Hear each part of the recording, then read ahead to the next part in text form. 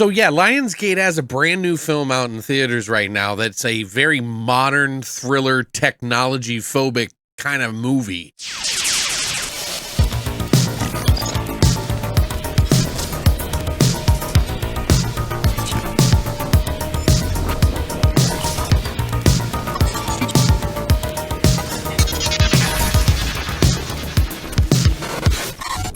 What's up, guys, and welcome back to Beyond the Void Horror Podcast. My name is Alex, and today we're going to be doing a spoiler-free review of a movie that's in the theaters, surprisingly, that a lot of people don't know about, called Latency.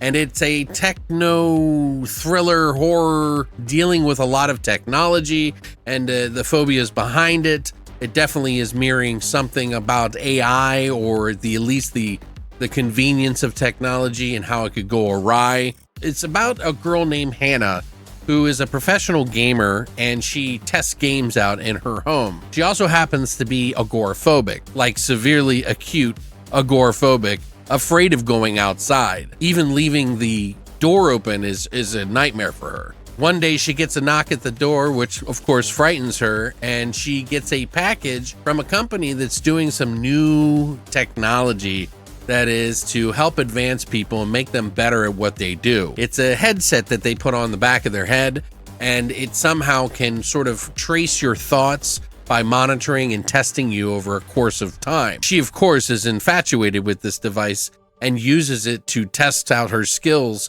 on just about everything she does, including gaming, which helps her to, basically do really well without actually even having to touch the keyboard. So it's a device that fits on the back of your head, and eventually she finds out and wonders, is this thing reading her mind, or is it actually controlling it? And when you add some mental health issues on top of that, the device exacerbates those issues. She starts seeing things that maybe are not there and maybe attacking her.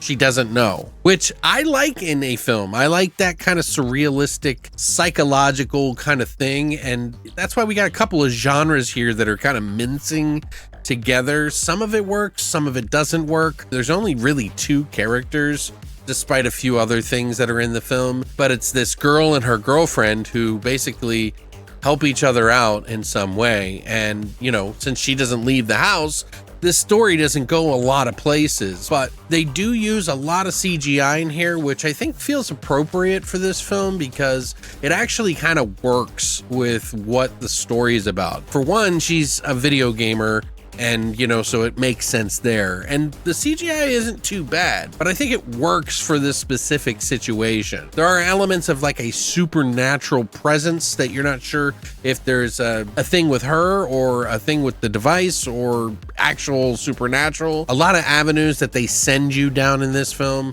don't really get answered either. It has this sort of modern feel to it. There's a lot of like really interesting camera movements, kind of spice it up a little bit to make it a little bit more modern. Technically, when you see a modern horror that is like a technology horror film of some sort, they usually fall off at some point because I feel like some of that scare isn't simplified enough, and they try to get a little too crafty with it mentally, and then it starts to kind of go into the schlocky area. Like there's been movies about cell phones and games on your cell phone that are like curses and things like that. This isn't like that in that way. It's more of like a surreal, dreamlike film, which doesn't lean as heavy as it should on some of the better parts of its kind of story. This has a pretty cool premise, and I feel like it doesn't really explore as much as it probably could with the story and all the elements that it's given, because it's given this amazing vehicle to drive through all these different areas,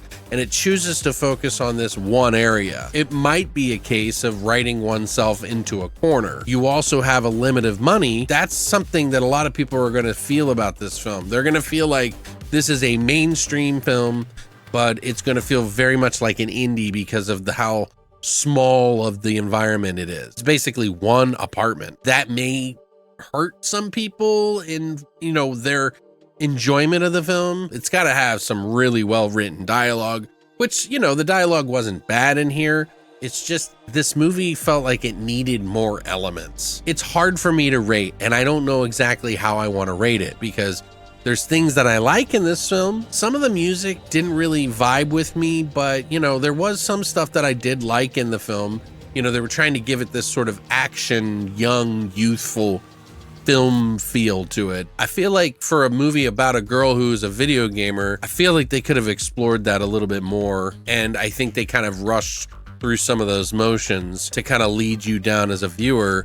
Really just didn't pay off. And that really is unfortunate because there's some good ideas here. I didn't really get scared in this movie. It didn't feel scary. There's elements in there, obviously, that are 100% horror, and it is technology, so it kind of has a sci-fi feel to it, which makes you really super interested in it, because it's like you have this device that can help you do anything, whether it's winning a tournament or, you know, solving a mystery or something like that. If you remember that movie with Bradley Cooper called Limitless, this kind of has that kind of feel to it, and it also kind of has that vibe of like the Lawnmower Man. They get smarter in a way. Don't worry, I'm not really spoiling all that much. Everything that you see is pretty much in the trailer. Everything that's interesting is right there for you. It's really where they take it and how they answer those questions and where it ends up by the end of the film that really determine whether or not this was a positive experience for the viewer or not. For me personally, like, I'm rooting for this movie, but I just feel like it lacks. You know, I would love to see what the director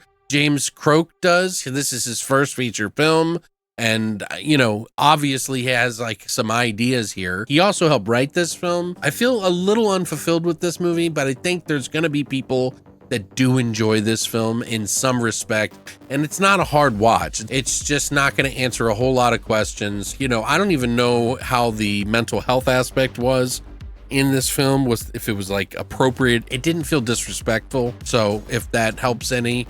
But there is mental health stuff going on in this film, and I know people can be very particular about that. So there may be a few people that have issue with that or not. I don't know, because I'm not a, you know, doctor, just a reviewer. But yeah, I mean, I really appreciate getting the screener for this. I got an early copy of this from Lionsgate, and thank you very much for allowing me to watch this film. I think there is definite talent here. I don't even think they knew what to do with this movie because they didn't do a lot of marketing for it. And that really kind of says a lot for a movie that when they limp out with it. It's kind of like when you play poker and you're kind of unsure if you should put the chips out. That's a tell sign for a lot of people watching a, you know, movie blossom out into the public. Maybe they're not so confident on this one, or they don't know what to do with it. But I would probably give this movie, like, you know, it's tough, like 5.5 or 6 out of 10. I didn't hate it, and maybe upon watching it a second time, I'll get more from it than I did. I just feel like it needed a lot more, and I think a lot of viewers are going to be harsher on this one than more positive. It wasn't a waste. I didn't get angry at this movie or anything like that. I just wanted more from it. But yeah, let me know what you think in the comment section down below. Did you hear about this movie? You know, what do you think about this film? I would love to hear what you think in the comment section down below. Hit the like and subscribe button if you haven't already. And of course, the bell notification to let you know when I got some new videos out. I got a lot more coming. I got content I'm creating behind the scenes that you're not going to want to miss. So thanks for coming by. And as always, long live the void.